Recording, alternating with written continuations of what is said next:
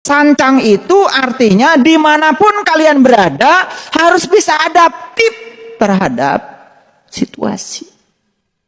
Di mana bumi dipijak, di situ langit dijunjung. Jadi napak sancang itu punya kemampuan adaptif terhadap situasi. Itu napak sancang. Jadi banyak yang pengen sakti pergi ke sana. Orang sakti itu bukan orang yang bisa jalan di air. Lauknya bisa.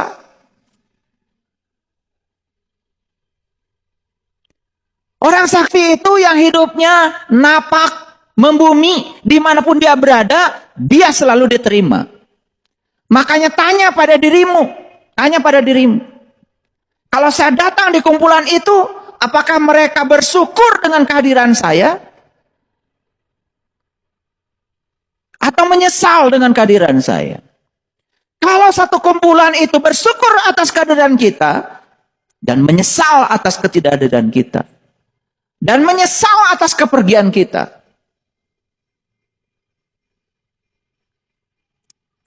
itu tandanya kita napak sancang. Sakti. Kayak sakti mandraguna. Kayak kata brak. Oh, disambung-sambungkan toh. Nyambung deh. Sakti. Bukan. Kalau orang diberi kelebihan seperti itu adalah kelebihan khusus dari Allah. Sakti, tidak. Dia sedang dipakai oleh Allah untuk itu. Yang sakti itu, yang bisa menyambungkan orang-orang yang pecah belah. Yang bermusuhan. Tanu sakti. Ya. Gitu. Mereka mana ya? Ada yang angkat ke situ. No. Iya anu pas saya. Di pihak mana Bapak? Di pihak di Gelo. Yang benar itu datang kemudian menyambungkan yang terpisah. Jadi orang ketiga yang bisa sakti. Tahu manusia sakti sekarang? Yang kayak gitu sakti. Abdi mah dibelem ku sene karaos. Betul. Tangannya gini dibakar. Sakti? Bukan. Cuma tipuan. Balur we obat kimia heula anu anti api modekeun. Betul enggak? Iya. Siapa yang sakti? Teu kabeulem. Walaupun dipanas-panasi oleh orang, tetap saja pada pendiriannya. Eta sakti. Mau nggak jadi manusia sakti? Sakti ala BSI. Gitu. Paham ya?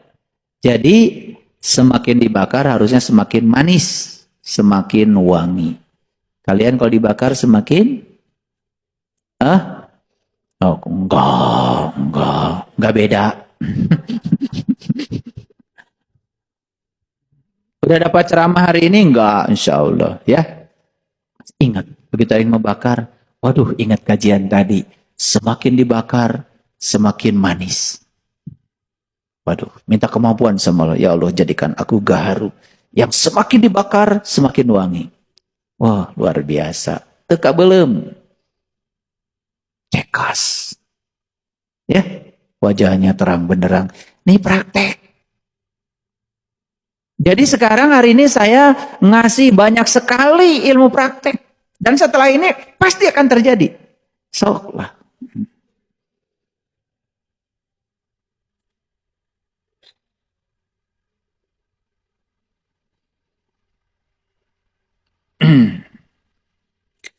Terlalu keras dan menutup diri terhadap orang lain akan mendatangkan musuh.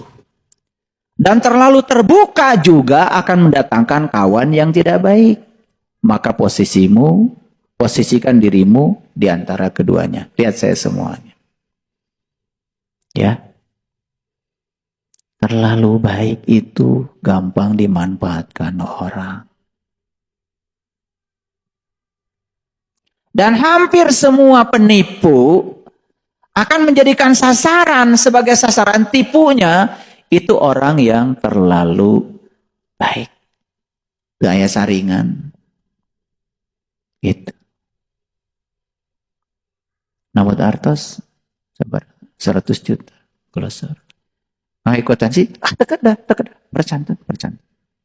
Geus leungit mah ceurik we. Begitu rek lapor ke polisi, wah buktina. Dan aku atau orang kudu make tulis segala. Apaan orang teh sosobatan. Gitu. Padahal yang datang tukang tipu. Ngerti maksud saya? Jadi, dalam segala urusan, harus sigar tengah. Harus di tengah. Jangan terlalu keras, karena itu akan menutup diri. Tapi juga jangan terlalu lemah, karena itu akan dimanfaatkan orang. Ya. Gitu. Saya mau cerita istri saya. Baik banget. Biasa ibu ditambah sertifikat. Kok mangga. Saya tanya, sertifikat rumah sekarang di mana? Aduh, luka di mana? Baik, menolong orang. Tapi sampai sekarang tidak ada catatannya. Gitu. Itu baik yang terlalu baik. Jadi yang paling bagus itu jangan terlalu keras, tetapi juga jangan terlalu lunak. Itu yang disebut dengan sigar tengah. Ya, perhatikan. Karena itu akan menyelamatkan. Jadi, ya, terlalu itu dalam segala hal juga tidak pas. Ya. Dan akan selamanya kita dimanfaatkan orang lain kalau kita tidak mengubah diri kita. Jadi saya menyampaikan ini, ayo, kita punya kelemahan apa? Ayo kita perbaiki. Ya, baik. Carilah sahabat yang setia dalam suka maupun duka. Karena hidupmu senantiasa berputar di antara suka dan duka. Betul? Dan kita ini hidup yang paling kecil skupnya rumah tangga. Rumah itu tempat berlangsungnya kehidupan, tangga itu tempat naik. Jadi suka dan duka itu bisa jadi tempat naik, bisa jadi juga untuk turun. Betul? Nih saya kasih tahu. Kapan Bapak Ibu naik? Ketika suka atau ketika duka? Nih. Kapan turun? Ketika suka atau duka? Kebanyakan justru kita naik ketika duka. Dan kebanyakan ketika suka lupa, malah turun. Betul enggak? Itu. Nah, kita ini harus bisa naik dalam keadaan suka maupun duka. Dan perlu sahabat yang menguatkan dalam suka maupun duka. Jadi para sahabatku semuanya, beruntung kita ini punya satu komunitas spiritual, satu keluarga. Di keluarga ini kan kita selalu aja saling menguatkan. Ya? Jadi dari banyak hal yang saya sampaikan dari tadi, jam 9:30, sekarang sudah mau 11:30. Kira-kira berani nggak untuk mengamalkan semua itu? Berani? Wah, berarti luar biasa ya. Saya doakan setelah ini langsung praktek. Langsung belajar. Ya. Jadi ingat ngaji di mana? Ngaji adalah praktek di kehidupan nyata. Bukan di tempat ini. Jadi tempat ini kalian sedang apa sekarang? Mendengarkan ceramah. Ini bukan pengajian. Sedang mendengarkan ceramah. Ya, selamat menjadi orang luar biasa.